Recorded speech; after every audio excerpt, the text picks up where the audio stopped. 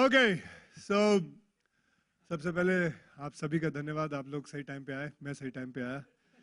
और ये जो गाना है आप सभी जानते हैं, मेरे करियर को बहुत अच्छा मोड़ दिया था इस गाने ने। एंड मैं बहुत अब्बास मुस्तान जी का बहुत शुक्रगुजार हूँ कि उन्होंने फिर मौका दिया अपने याददाश्त ताज़ा करने का और मुझे कहा कि इस गाने के लिए आने के लिए। तो मैं पहले सबसे पहले उन दोनों को बुलाना चाहूँगा और ये भी साथ में कहना चाहूँगा कि आपको कि अब्बास मुस्तान साहब हैं जिन्होंने मेरी ज़िंदगी में मेरा पहला हिट फिल्म दी थी खिलाड़ी, और उस खिलाड़ी को लेके मैं पता नहीं कब तक घूमता ही रहता हूँ, अभी तक घूम ही रहा हूँ। अब्बास भाई आइए, आइए sir.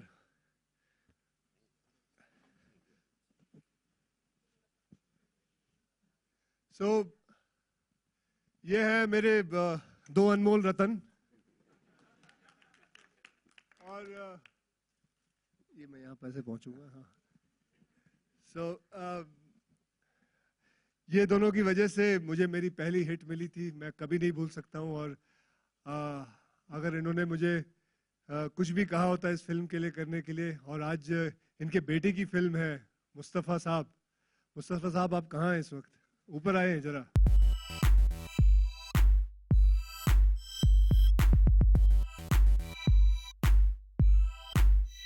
I would like to call this lovely lady Kiara.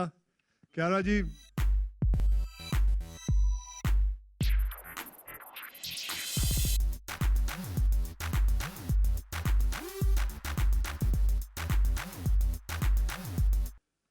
ये है यहाँ की स्टारकास्ट, और आई एम श्योर कि आप लोग ज़्यादा वक्त जाहिर नहीं करना चाहेंगे। कुछ प्रश्न होंगे आप लोगों को पूछने के लिए, तो आप लोग पूछ सकते हैं, हम उत्तर देने के लिए तैयार हैं। मुझसे कुछ पूछना है मुझसे पूछिए, अब्बास भाई से पूछना है, मुस्तान भाई से पूछना है, मुस्तफ़ा से पूछना है, कियारा से पूछना है। तो सबसे पहले कौन पूछना चाहेगा जी? चिक आलोक। हाँ एज यूजुअल। हाँ जी आलोक जी, कहाँ हैं आप? सर हाँ अरे कहाँ है, टोपी वोपी कहाँ गई आज? सर आज थोड़ा चेंज किया। अच्छा सर सवाल है कि इस सॉन्ग से आपकी क्या जुड़ी यादें हैं सर? तू चीज बड़ी है मस्त मस्त, क्योंकि उस समय वो एक ट्रेंड हो चुका था, सिर पे वो तौलिया बांध के हम लोग भी डांस करते थे। खैर उसमें मैंने तौलिया सर पे बांधा था, और वो तौलिया भी नहीं था, वो बंडाना था। एंड इट्स वेरी नाइस कि आपने उसको तौलिया बोल दिया। सर हमारे घर पे तौलिया ही होता था, वो बंडाना मिलता नहीं था। अच्छा अच्छा अच्छा अच्छा। खैर उसकी यादें जो है बहुत ताज़ा है मेरे दिमाग में। मुझे अभी भी याद है जब मैंने पहली बार उस गाने को देखा था। मैं BR डबिंग थिएटर में वहाँ गया हुआ था, तो वहाँ मैंने पूरा गाना देखा था, और मेरे लिए बहुत बड़ी बात है। बहुत ही बहुत उम्दा गाना, जिसकी वजह से मेरे मेरे पूरे करियर में बहुत बदलाव आया था। और बदलाव के साथ साथ मुझे इतने सारे शोज मिले थे गाने को लेके, और मैंने पहली बार अवार्ड नाइट्स में परफॉर्म किया था वो गाने को लेके। और मतलब उस गाने के साथ बहुत सारी यादें जुड़ी हुई हैं। मतलब हर जगह मुझे वो गाना नजर आता है। जैसे कि मेरी जिंदगी में दो चीजें हैं, एक खिलाड़ी शब्द और एक मस्त मस्त गाना, और एक चुरा के दिल मेरा भी गाना है। ये तीनों चीज हैं जो मेरा कहते हैं ना पिलर है इसको, मेरे करियर को शेप अप करने के लिए। सो मेरी बहुत बहुत सारी यादें हैं, and that's it. Kiara and Mustafa, आपकी क्या यादें हैं इस गाने से जुड़ी हुई, अगर आप थोड़ा शेयर करें। जी तब तो मैं बहुत छोटा था जब जब गाना आया था, तो जब मैंने अक्षय सर को और रवीना मैम को परफॉर्म करते हुए देखा था। तो ये बोलना जरूरी था छोटे थे बेटा? मतलब you could have started somewhere else also. हाँ जी बहुत अच्छी यादें हैं, लेकिन नहीं जी जब मैं छोटा था।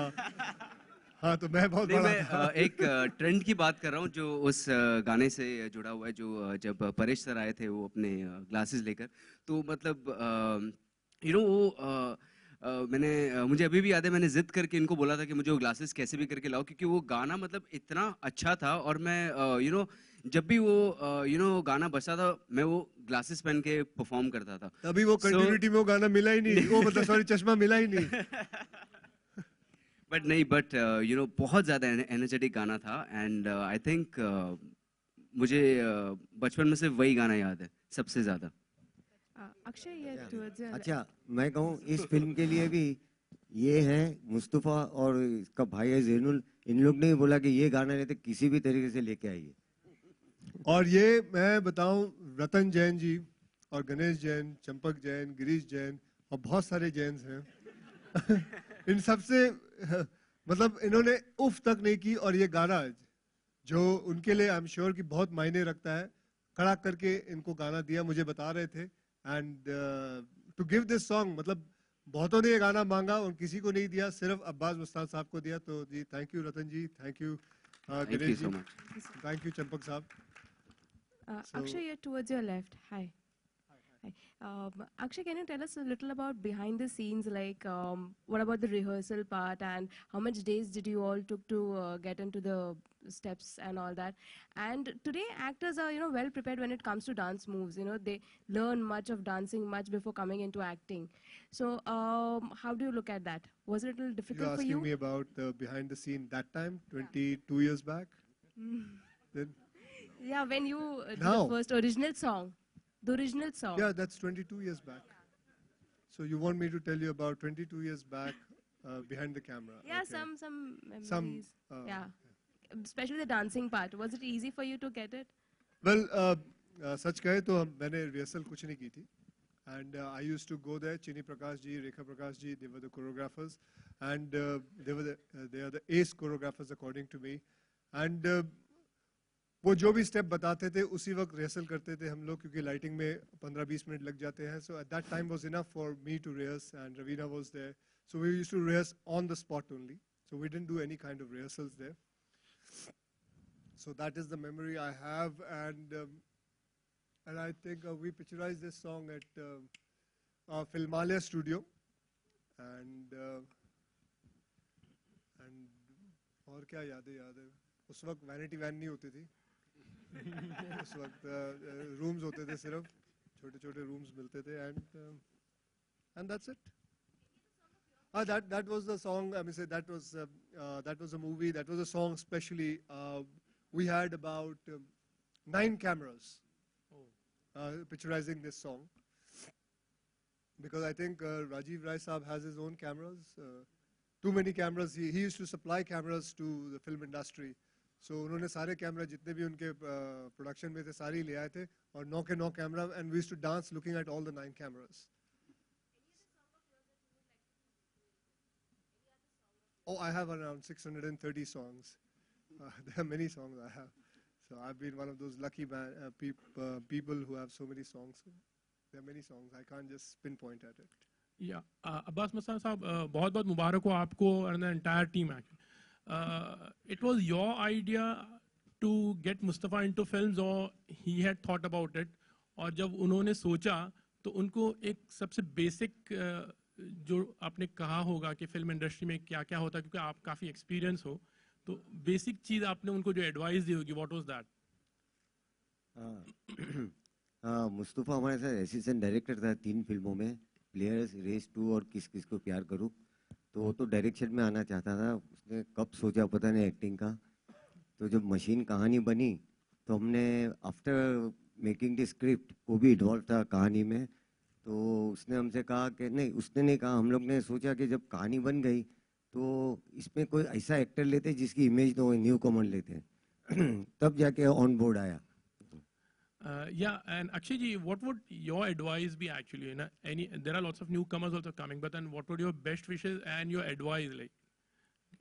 Competition भी बहुत है. Well, my advice to them would be always be a producer's actor.